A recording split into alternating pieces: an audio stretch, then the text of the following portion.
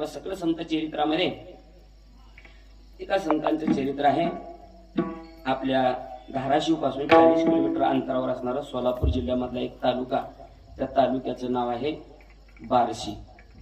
त्या बार्शी तालुक्याला बार्शी नाव पडण्याचं कारण हे तसा इतिहास आहे.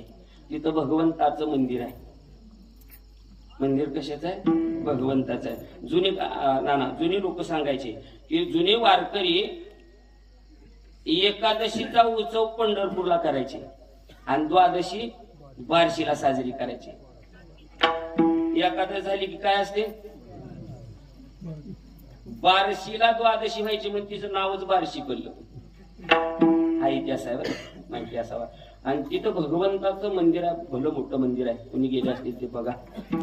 आणि त्याच बार्शी पुण्य पावन तीर्थक्षेत्रामध्ये जोगा परमानंद नावाचे एक भक्त होते, भगवत भक्त, विरक्त अवस्था. मग कोणा करता देव उतावीळ होतो आणि काम करतो बघा जरा. थोडस चरित्र, संतांची चरित्र ऐकावी.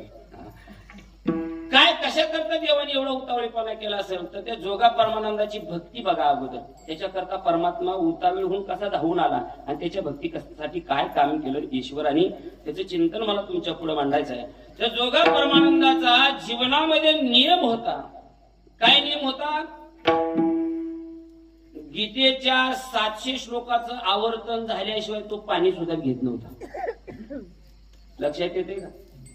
किती श्लोक आहेत गीतेमध्ये? 700 श्लोक. आणि 700 श्लोकाचं आवर्तन. आवर्तन म्हणजे उच्चार करायचा मुखावाटे. आणि मग तुम्ही म्हणताल सोपं आहे की आपण उद्यापासून करू, मग आला तर आला, आपल्याला पेंड्या टाकायला बदली.